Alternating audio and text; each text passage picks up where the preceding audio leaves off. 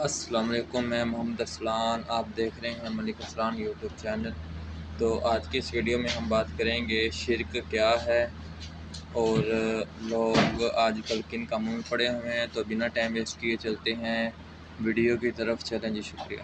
علی بھائی، آج کا پہلا سوال ہے، جب کبھی بھی ہماری جانب سے لوگوں کو عقیدہ توحید کی اہمیت اور شرک کی سینسٹیوٹی سے متعلق آگاہ کیا جاتا ہے تو بعض لوگ اپنے علماء حضرات کے اکسانے پر صحیح بخاری اور صحیح مسلم کی ایک حدیث کا سہارا لیتے ہیں کہ نبی صلی اللہ علیہ وسلم کے فرمان کا مفہوم ہے، مجھے اپنے بعد تم سے شرک کا خوف نہیں ہے۔ اس کے تحت ان کا موقف ہے کہ شرک کو ٹاپک بنا کر گفتگو کرنا ہی فضول کام ہے، نعوذ باللہ۔ پلیز اس حوالے سے علی بھائی کی ڈیٹیل جو آپ کی ضرورت ہے، جزاک اللہ خیرہ۔ جزاک اللہ خیر و احسن الجزا۔ میرے بھائیو، سب سے پہلے تو میں جواباً عرض کروں گا کہ یہ امت محمدیہ صلی اللہ علیہ وآلہ وسلم کا المیہ ہے کہ یہاں پر علماء سو نے بڑی نیک نیتی کے ساتھ بظاہر اس امت کا بیڑا غرق کیا ہے، نعوذ باللہ من ذالک۔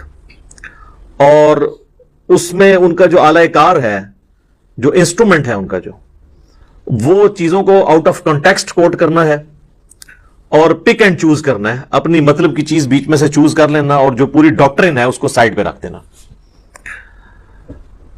یہ بھی ایک تلخ حقیقت ہے کہ شرک کے حوالے سے دو ایکسٹریم رویے ہمارے معاشرے کے اندر پائے جاتے ہیں۔ ایک ایکسٹریم پہ وہ لوگ ہیں جو یہ بات بالکل ماننے کے لیے تیار ہی نہیں ہے کہ امت شرک میں مبتلا ہو سکتی ہے، کوئی کلمہ گو اہل قبلہ بھی شرک کر سکتا ہے۔ اور دوسری ایکسٹریم کے اوپر وہ لوگ ہیں جو ہر بات کے اوپر شرک کا فتویٰ لگا دیتے ہیں اور وہ چیزوں کی سینسٹیوٹی نہیں دیکھتے کہ کون سی چیز شرک میں لائی کر رہی ہے اور کون سی چیز بد عقیدگی میں ہے، کون سی چیز بدعت ہے۔ جس گناہ کا جتنا ویٹیج ہے وہ اتنا ہی اس کو دینا چاہیے۔ اب مثال کے طور پہ کوئی شخص کسی مزار پہ چلا جاتا ہے تو آپ زیادہ سے زیادہ اسے یہ کہہ سکتے ہیں کہ یہ نبی علیہ السلام کی نافرمانی پر مبنی چیز ہے، کیونکہ نبی علیہ السلام نے تو مزارات کی مذمت کی ہے۔ صحیح مسلم میں حدیث ہے، نبی صلی اللہ علیہ وآلہ وسلم نے فرمایا، میں تمہیں منع کرتا ہوں قبروں کو پکا کرنے سے، ان پر عمارت بنانے سے اور ان پر بیٹھنے سے۔ ڈائریکٹ بیٹھنا بھی قبر کی توہین ہے اور مجاور بن کے بیٹھنا بھی غلط ہے۔ لیکن قبروں پہ جانے کا حکم ہے، مزارات کی مذمت ضرور آپ کر سکتے ہیں۔ وہ بھی صحیح مسلم میں حدیث ہے، نبی صلی اللہ علیہ وآلہ وسلم نے فرمایا، میں تمہیں قبروں پہ جانے سے منع کیا کرتا تھا، اب میں تمہیں حکم دیتا ہوں کہ قبروں پر جاؤ تاکہ آخرت کی یاد آئے۔ تو اس سے یہ بات پتہ چلی کہ قبر پہ جانے کا حکم ہے، مزارات کی ضرور مذمت ہے۔ لیکن اگر کوئی شخص مزار پہ چلا بھی جاتا ہے تو جب تک وہ اس صاحب قبر بزرگ کو ڈائریکٹ مدد کے لیے نہیں پکارتا، آپ شرک کا فتویٰ تو نہیں لگا سکتے۔ آپ یہی کہیں گے کہ اس کا جانا ایک بدعت پہ مبنی عمل ہے، اور وہ بھی اگر قبرستان میں جائے جنرلی پھر تو بالکل درست ہوگا۔ تو یہ ریشو پروپورشن بھی چیزوں کو دیکھنا چاہیے کہ کون سی غلطی کس لیول کی ہے، اس کو اتنا ہی ہائی لائٹ کیا جائے۔ 11ویں شریف کے بارے میں کہہ دینا کہ جی، یعنی شریف، یعنی میں نہیں استعمال کر رہا، جو لوگ کہتے ہیں، یا محرم شریف کی نیاز یا 12ویں شریف کی میلاد شریف کی نیاز، اس کے بارے میں کہہ دینا یہ شرک ہے، بالکل غلط ہے۔ آپ زیادہ سے زیادہ ایک جو اسپیسیفک ایکٹیویٹی ہے اس کے اوپر بات کر سکتے ہیں کہ کتاب و سنت سے ثابت نہیں ہے۔ جب تک وہ کھانا اللہ کے نام کا ہے تو آپ اس کو شرک کیسے کہہ سکتے ہیں؟ تو یہ بھی ایک زیادتی ہوتی ہے، اور یہ بھی ٹاپک ایسا نہیں ہے کہ اسے ہلکا جانے دیا جائے۔ ایک بڑی ہی الارمنگ حدیث ہے صحیح ابن حبان کے اندر صحیح سند کے ساتھ، مسند البزار کے اندر بھی موجود ہے، مسند ابی یعلا کے اندر بھی موجود ہے، اور یہ حدیث تفسیر ابن کثیر میں سورۃ الاعراف کی آیت نمبر 175 اور 176 جو بلعم بن باعورہ کے بارے میں ہے، علماء سو کے بارے میں، جو اللہ نے کتے کی مثال بیان کی، اس کی تفسیر میں امام ابن کثیر اس حدیث کو لے کر آئے کہ اس امت میں بھی اس طرح کے علماء سو ہوں گے، بلعم بن باعورہ، کیونکہ اللہ تعالیٰ نے اس آیت میں فرمایا نا کہ ہم نے اسے علم دیا تھا اور ہم چاہتے تو اس علم سے اس کے درجات بلند کر سکتے تھے، لیکن وہ خود ہی پستی میں گر گیا۔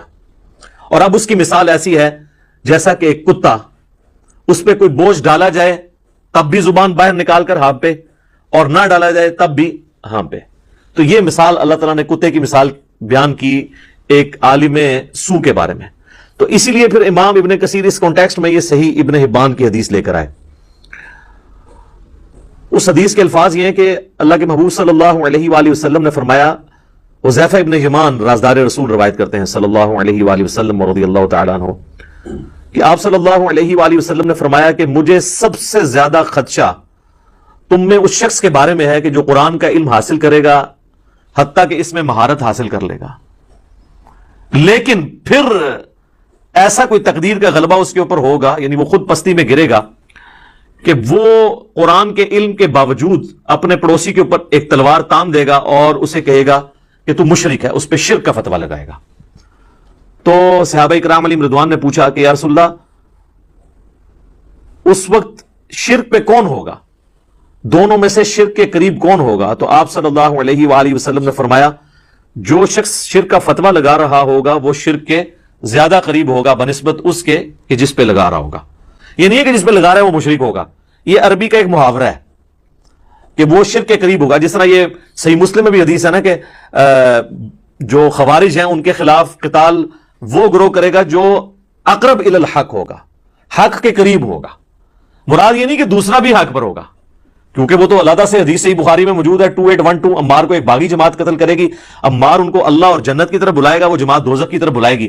جو جماعت دوزخ کی طرف بلا رہی ہو وہ تھوڑی سی حق پہ بھی کیسے ہو سکتی ہے؟ تو یہ عربی کا محاورہ ہے۔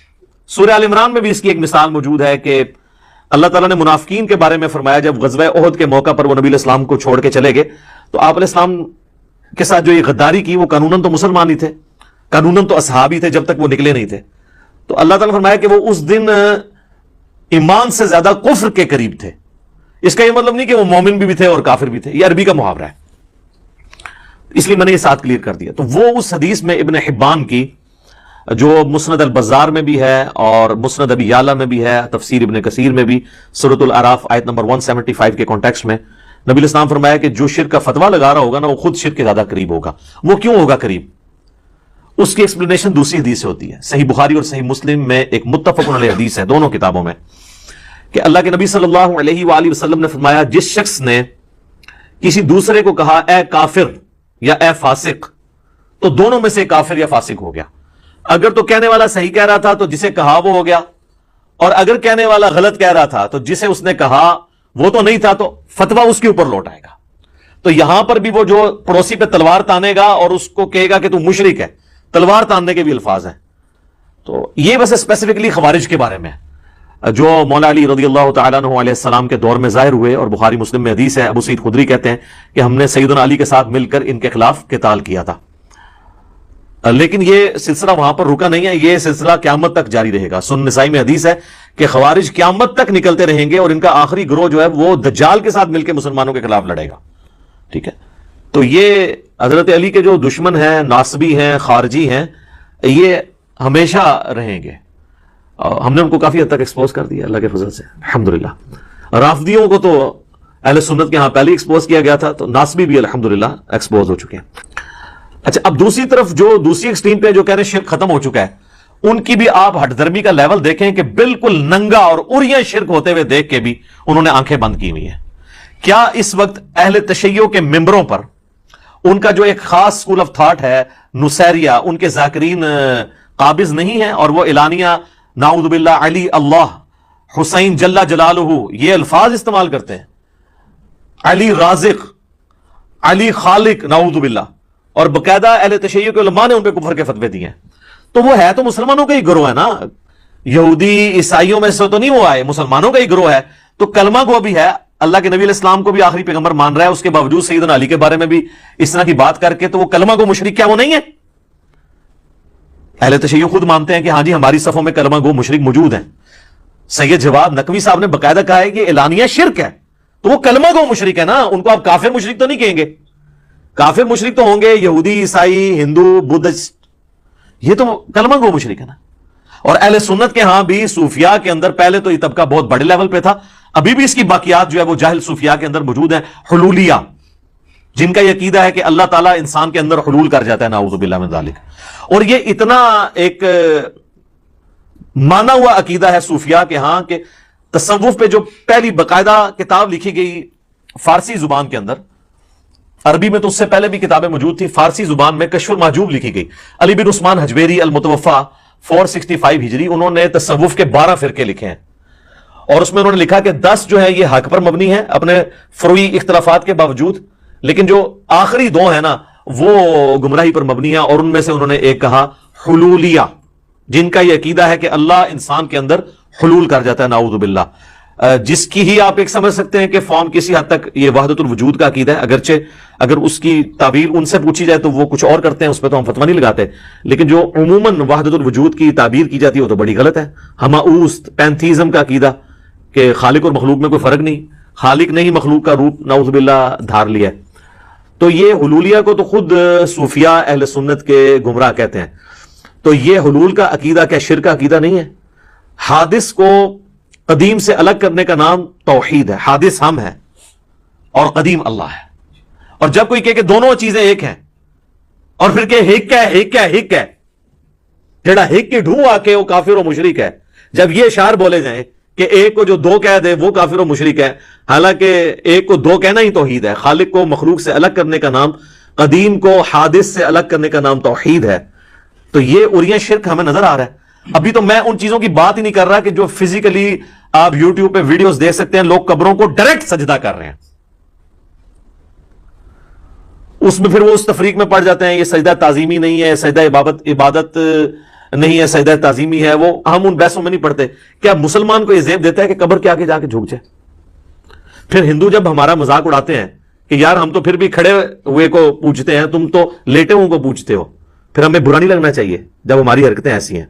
ویسے علماء تو اسے کنڈیم کرتے ہیں، لیکن ان علماء کی جرت ہے کہ ان لوگوں کو روکیں، کیونکہ مزارات کے اوپر تو انہی علماء اور انہی پیر عظام کا قبضہ ہے۔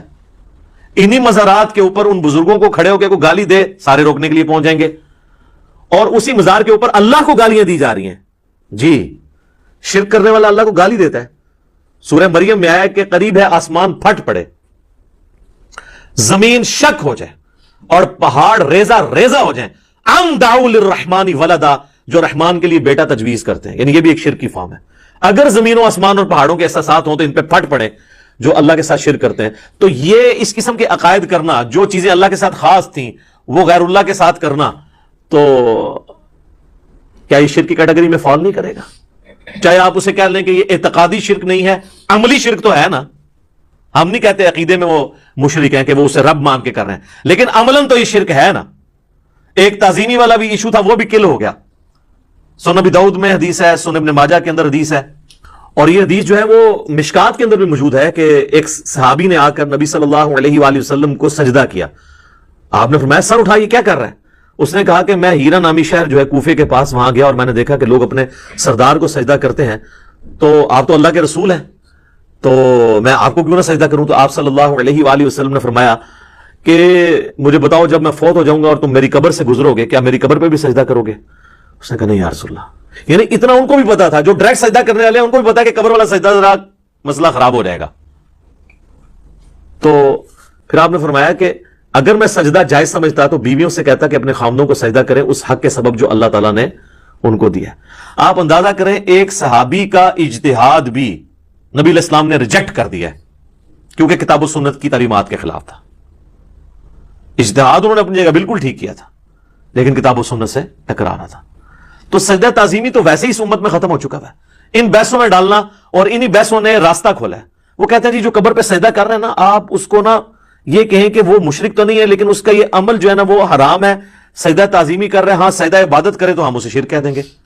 بھئی سجدہ عبادت اور سجدہ تعظیمی والا چکر تو اس وقت ہوتا ہے جب بندہ زندہ سامنے موجود ہو۔ ایک بندہ جا کے مٹی کی ڈھیری کے آگے گر رہا ہے تو وہ تو اکویلنٹ ٹو بت ہے، اور یہ میں اپنی طرف سے نہیں کہہ رہا۔ مسند امام احمد میں صحیح سند کے ساتھ یہ حدیث موجود ہے، الموطا امام مالک میں بھی ہے، اور مشکات المصابیح کے اندر بھی موجود ہے۔ نبی علیہ السلام نے اپنے آخری وقت میں یہ دعا کی تھی، اللہم لا تجعل قبری وثنا یعبد، اے اللہ میری قبر کو ایسا بت نہ بننے دینا کہ لوگ اس کی پرستش شروع کر دیں۔ رسول اللہ کی قبر پہ ہمارے ماں باپ اولاد سب قربان، اور آپ اپنی قبر کو خود کہہ رہے ہیں کہ یا اللہ اسے بت نہ بننے دینا۔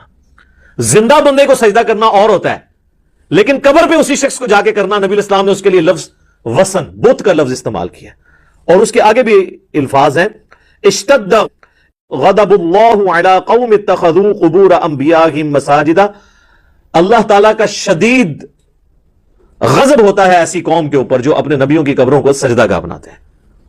اور یہ جو آخری والے الفاظ ہیں نا، یہ تو بخاری اور مسلم دونوں میں موجود ہے۔ کہ اللہ کی لعنت ہو یہود و نصارہ پر جنہوں نے اپنے نبیوں کی قبروں کو سجدہ گاہ بنا لیا تھا. یہ بڑی لمبی حدیث ہے، انشاءاللہ یہ جب موقع آئے گا میں اس کو اسی ویڈیو کے اندر بیان کر دوں گا. ابھی محل نہیں کہ میں اس کو ڈیٹیل کے ساتھ بیان کروں. ابھی تو میں یہ تمہیدی گفتگو کر رہا تھا اس حوالے سے. اب آ جائیں میرے بھائیوں اس حدیث کی طرف جس کو آؤٹ آف کانٹیکسٹ کوٹ کیا جاتا ہے. وہ کہتے ہیں نہیں بخاری میں حدیث ہے. بالکل ہے، وہ حدیث پوری پڑھ کے سنائیں اور اس کی ایکسپلینیشن کریں. صحیح بخاری اور صحیح مسلم دونوں کے اندر حدیث موجود ہے. سیدنا عقبہ ابن عامر رضی اللہ تعالیٰ عنہ کہتے ہیں کہ نبی صلی اللہ علیہ وآلہ وسلم نے اپنی وفات سے 1 مہینہ پہلے غزوہ احد کے شہداء پر ان کی شہادت کے آلموسٹ 8 سال کے بعد دوبارہ سے جا کر نماز جنازہ پڑھی ان کے قبرستان میں، اور آپ نے خطبہ قبرستان میں دیا کیونکہ عبرت والا خطبہ تھا. اور بخاری مسلم کے الفاظ ہیں کہ نبی الاسلام ہم سے اس طرح گفتگو کر رہے تھے جس طرح آپ زندوں اور مردوں دونوں سے جدا ہو رہے ہیں. یعنی وہ قبرستان بھی تھا، ہم سے بھی. اور آپ صلی اللہ علیہ وآلہ وسلم نے فرمایا کہ دیکھو مجھے اپنے بعد تم سے یہ خطرہ تو اب باقی نہیں رہا کہ تم شرک کرنے لگو. البتہ مجھے اس بات کا ڈر ہے کہ تم دنیا کی مال کی محبت میں پھنس جاؤ گے. اور پھر آگے الفاظ ہیں کہ پھر اس مال کی محبت میں تم ایک دوسرے کو قتل کرو گے جس طرح اگلے لوگوں نے قتل کیا، اور پھر تم بھی تباہ و برباد کر دیے جاؤ گے جس طرح اگلے لوگ تباہ و برباد کر دیے گئے. وَلِعَاذُ بِاللَّهِ تعالی. اور اب یہ حدیث پہ 15 منٹ بولا جا سکتا ہے کہ نبی الاسلام کی وفات کے بعد کس طریقے سے یہ معاملات بگڑے اور بنو امیہ نے کس طریقے سے نبی الاسلام کی اس امت کے اوپر ظلم ڈھائے اور ایک فتنوں کی تار بن گئی. میری کئی ایک ویڈیوز اس کے اوپر گواہ ہیں. جنگ جمل صفین اور نہروان میں سیدنا علی رضی اللہ تعالیٰ عنہ اس امت میں ایک آخری کوشش تھے کہ اس فتنے کو کسی طریقے سے دبایا جاتا، لیکن ان کی شہادت ہوگی. فتنہ دبا نہیں. سنن نسائی الکبریٰ کے اندر یہ حدیث ہے، المستدرک للحاکم کے اندر موجود ہے کہ نبی الاسلام نے سیدنا علی سے فرمایا تھا کہ تیری مثال میری امت میں صالح علیہ السلام کی قوم سمود کی اونٹنی کی سی ہے. انسانی تاریخ میں 2 بدبخت گزرے ہیں. اگلے زمانوں میں سب سے بڑا بدبخت وہ تھا جس نے اس اونٹنی کو قتل کیا جس کی وجہ سے اللہ کا عذاب آ گیا. اور میری امت کا سب سے بڑا بدبخت وہ ہوگا جو تیری داڑھی کو تیرے سر کے خون سے رنگ دے گا. تو جس طرح قوم سمود پہ عذاب آیا نا اس اونٹنی کو قتل کرنے کی وجہ سے جو اللہ کی اونٹنی تھی، یہاں پر بھی اللہ کے اس ولی کو قتل کرنے کے پاداش میں جس نے امت کو دوبارہ سے ابو بکر و عمر رضی اللہ تعالی عنہما علیہ السلام کی خلافت کی ڈگر پہ چلانے کی کوشش کی، اس امت پہ بھی ایسا عذاب مسلط ہوا کہ آج تک ہمیں دوبارہ اس طریقے سے اسلامی حکومت صحیح معنوں میں نصیب نہیں ہو سکی، سوائے بیچ میں 1-2-2.5 سال عمر بن عبدالعزیز کے ہیں. ادروائز آپ مسلمان حکومتیں کہہ سکتے ہیں بنو امیہ بنو عباس کی یا سلطنت عثمانیہ کی یا ایوبیوں کی، لیکن آپ یہ نہیں کہہ سکتے کہ وہ اسلامی حکومتیں تھیں. انہوں نے کہا میں آپ کو پہلے ہی بتا دیتا ہوں جب آپ مخالفین کے سامنے یہ حدیث رکھیں گے نا تو وہ کہیں گے یہ تو صحابہ کے بارے میں ہے کہ مجھے تم سے شرک کا خوف نہیں ہے، بلکہ یہ خطرہ ہے کہ دنیا کی مال کی محبت میں پڑ جاؤ گے اور ایک دوسرے کو قتل کرو گے. وہ کہتے ہیں جب یہ کریں نا تو ان کو آگے سے آپ نے یعنی میری زبان میں ان کو پھکی دینی ہے. آپ نے جو یہ اس کی تشریح کریں گے ان کو کہنا اچھا پھر جرت کرو یہ کہو کہ یہ صحابہ پہ حدیث فٹ ہوتی ہے نا، تو صحابہ جو تھے وہ شرک میں مبتلا نہیں ہوئے تھے لیکن دنیا کے مال میں پھنس گئے تھے. اور یہ کون کہ 295 سی لوانی کسی نے اپنے ہوتے. حالانکہ معذرت کے ساتھ ڈاکٹر طاہر القادری صاحب حافظہ اللہ تعالی من الجنت والناس ان سے زیادہ کس کو پتا ہے کہ بنو امیہ کس طریقے سے دنیا کی محبت میں مبتلا ہوئی، ان کو بتانے کی ضرورت ہے. لیکن ایک ٹکٹ میں 2 مزے کرتے ہیں یہ لوگ. ان کو نہیں پتا کیا ہوا ہے، جنگ جمل صفین نہروان کیوں ہوئی ہے، اس کے پیچھے کیا موٹیوز تھے، سب کو پتا ہے. آج میرا ٹاپک نہیں، آپ یوٹیوب پہ میری کئی ویڈیوز ہیں آپ دیکھ